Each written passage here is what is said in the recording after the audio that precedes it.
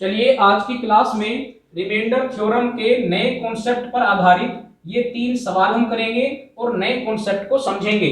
इससे पहले remainder theorem की 3 क्लास मैं आप लोगों को प्रोवाइड करा चुका हूं। आई होप कि आपने अच्छे से क्लास को देखा होगा, कॉन्सेप्ट आप लोगों को समझ में आ रहे होंगे और आप अपनी बुक से भी क्वेश्चन को कर पा रहे होंगे। अगर अभी तक आपने क्लासेस को नहीं देखा है तो लिंक मैंने आज की क्लास के डिस्क्रिप्शन बॉक्स में दे दिया है, वहां जाकर आप अच्छे से तीनों क्लास को देखें, रिमाइंडर थ्योरम के कॉन्सेप्ट को समझें, अपनी बुक से क्वेश्चन को करें। कहीं पर कोई डाउट अगर होता है तो वो आप मुझे कमेंट बॉक्स में लिख के बताएं। तो भाई आज की क्लास के अंदर जो रिमाइंडर थ्योरम का नया कॉन्सेप्ट है वो पिछले कॉन्सेप्ट से किस तरह अलग है, तो ये एक बार हम पहले सवाल से समझते हैं। तो भाई आपको सवाल दिया गया है 2 की पावर 79, इसको भाग करना है 96 से और आपको क्या बताना है, वही आपको शेषफल बताना है। तो भाई पिछली क्लास के अंदर जो मैंने आपको कॉन्सेप्ट बताया एक बार मैं आपको रिवाइज करा देता हूं। भाई ये हमारा क्या होता है, ये हमारा डिनोमिनेटर होता है और ये हमारा आधार होता है। तो भाई जो पिछली क्लास का कॉन्सेप्ट था वहां मैंने आपको ये बताया कि ये जो आपका आधार है इसकी आप ऐसी पावर कैलकुलेट करके लाएंगे जिसकी वैल्यू आपके डिनोमिनेटर से या तो एक कम हो और या एक ज्यादा हो। तो भैया आप 2 की पावर 1 करेंगे तो 2 आ रहा है, 2 की पावर आपने 2 की तो ये 4 आया, 2 की पावर 3 करेंगे तो 8 आएगा, 2 की पावर 4 करेंगे तो 16 आएगा, 2 की पावर 5 लिखेंगे तो 32 आएगा, 2 की पावर 6 लिखेंगे 64 यानी 64 आएगा और 2 की पावर 7 लिखेंगे तो 128 आ रहा है। तो भैया आप ये बात नोट करेंगे कि इस बार 2 की किसी भी पावर पर आपको ऐसी वैल्यू नहीं मिली जो आपके डिनोमिनेटर से एक कम हो या एक ज्यादा हो। तो भाई यही हमारी आज की क्लास का कॉन्सेप्ट है कि अगर आपको इस तरह का सवाल मिल जाए जहां पर आपकी डिनोमिनेटर की वैल्यू एक कम या एक ज्यादा आपको नहीं मिलती, तब आप सवाल को कैसे करेंगे। तो उस केस में सबसे पहले आप क्या करेंगे, जो भी आपका डिनोमिनेटर है इसकी आप फैक्टर करेंगे। तो भाई फैक्टर अगर मैं करता हूं 2 से कटेगा 48 बार, फिर आप 2 से कैलकुलेट करेंगे 24 बार कटेगा, फिर आप 2 से कैलकुलेट करेंगे 12 बार कटेगा, फिर 2 से कैलकुलेट करेंगे 6 बार, फिर 2 से कैलकुलेट किया 3 बार और फिर 3 से कैलकुलेट किया तो 1 आया। तो इसका मतलब ये जो आपका 96 है इसके आप फैक्टर में क्या लिख सकते हैं, तो भाई 1 2 3 4 5, तो 2 की पावर कितनी आ रही है, 5 आ रही है और गुना में कितना बचता है, तो केवल 3 बचता है। तो आप 96 यानी 96 की जगह 2 की पावर 5 गुना 3 को लिखिए। तो भाई आपका सवाल क्या बन जाएगा, तो भाई आपका सवाल बन जाएगा 2 की पावर 79 और नीचे कितना हो जाएगा 2 की पावर 5 गुना 3। तो हम क्या करेंगे, भाई नीचे भी 2 की पावर 5 है और ऊपर 2 की पावर 79 है, तो हम 2 की पावर 5 से हम 2 की पावर 79 को अगर कैलकुलेट करेंगे तो ये केवल कितनी बचेंगी, ये 2 की पावर 74 बचेंगी। भाई हमारे पास एक कॉन्सेप्ट होता है, अगर कहीं पर a की पावर m और a की पावर n लिखी है तो अगर आपके आधार एक जैसे हैं तो आप क्या कर सकते हैं, आप पावर को कैलकुलेट कर सकते हैं। तो भाई ऊपर वाली पावर में से यानी बड़े वाली पावर में से छोटे वाली पावर मैंने घटा दी, तो 79 में से 5 जाएंगे तो कितना बचेगा 74 और नीचे कितना बचा, तो भाई नीचे 3 बचा। अब आप पिछली क्लास का कॉन्सेप्ट याद कीजिए, मैंने आपको वहां पर यह बात बताई है कि हम जिस नंबर से भी डिवाइड करते हैं उस नंबर को हम अलग लिख लेंगे। तो भाई 2 की पावर 5 से डिवाइड किया है, 2 की पावर 5 का मान होता है 32, तो इसका मतलब जब हम फाइनल शेषफल निकाल के लाएंगे तो हमें इसका भी ध्यान रखना है, हम वहां पर किससे गुना करेंगे, हम वहां पर 32 से गुना करेंगे। अब ये आपका सवाल बिल्कुल पहले वाला सवाल बन गया, आप देख सकते हैं कि ऊपर कितना है 2 और नीचे कितना है 3। अब क्या करेंगे भैया, आप वही काम करेंगे, या तो आप डायरेक्ट 2 पे कैलकुलेट कर लीजिए, भैया डिनोमिनेटर से क्या है, ये डिनोमिनेटर से एक छोटा है, तो अगर आप यहाँ पे कैलकुलेट करेंगे तो भाई आपका शेषफल क्या आएगा, तो भाई प्लस का शेषफल आपका 2 आएगा। भैया आप कैलकुलेट करेंगे तो प्लस का शेषफल कितना आ रहा है, 2 आ रहा है।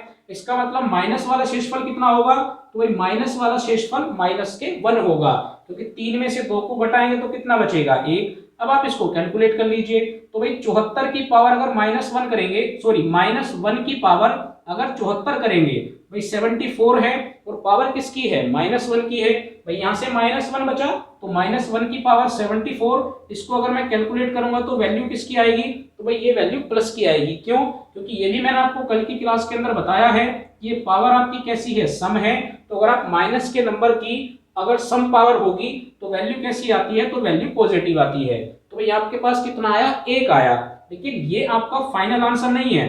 मैंने आपको क्या बताया कि जो भी आपके पास फाइनल आंसर आएगा उसमें आप किससे गुना करेंगे, तो भाई जिस नंबर से आपने भाग किया था उस नंबर की आप गुना करेंगे और अब ये आपका फाइनल आंसर होगा।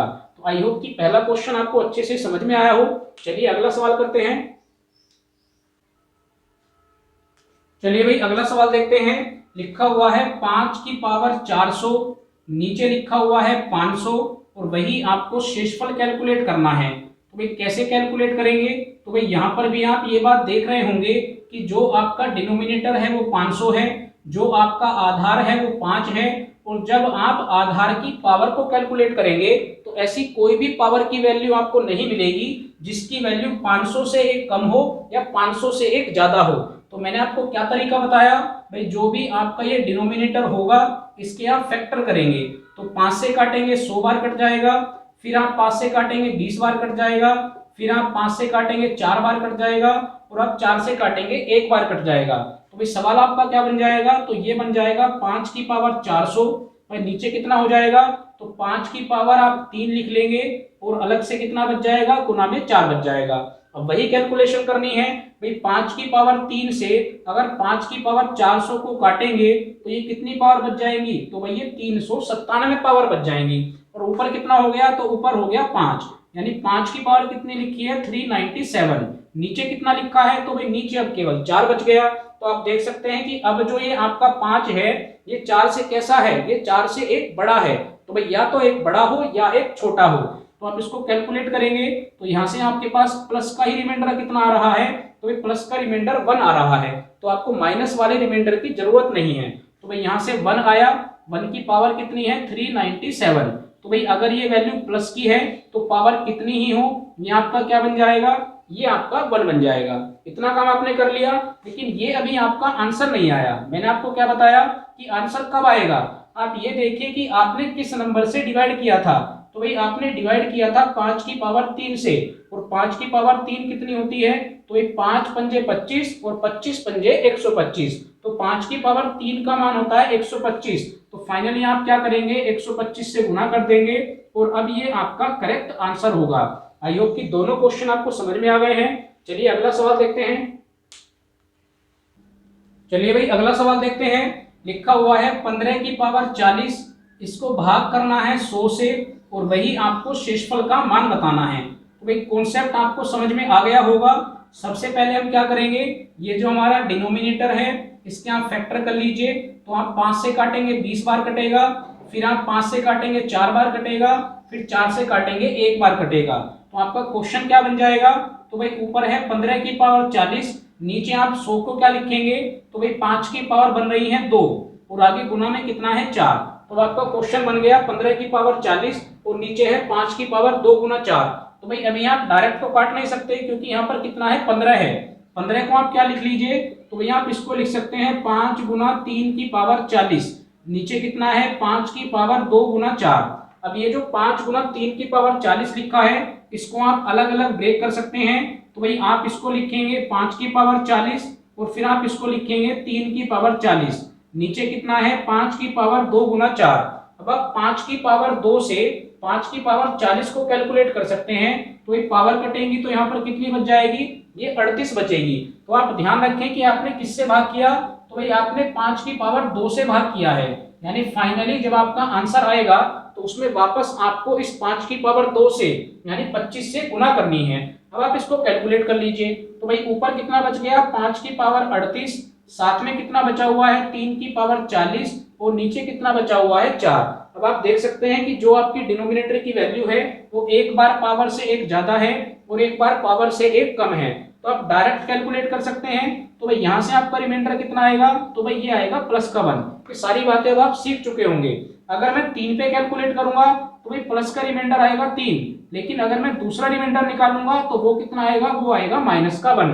तो यहाँ से प्लस का 1 आया, तो प्लस के 1 की पावर कितनी है 38, गुना में कितना आया है माइनस का 1, इसकी पावर कितनी है, तो भाई इसकी पावर है 40। तो भाई यहाँ से तो डायरेक्ट 1 आएगा और -1 की पावर 40 है, इसका मतलब वैल्यू यहाँ से भी कितनी आएगी, तो यहाँ से भी वैल्यू 1 आएगी। क्यों, क्योंकि पावर सम है। तो फाइनली आपके पास कितना आया, 1 आया। लेकिन ये आपका अभी आंसर नहीं आया है, हमें यहाँ पर किससे मल्टीप्लाई करनी है, तो भाई हम यहाँ पर 25 से मल्टीप्लाई और करेंगे और तब ये आपका शेषफल बनेगा।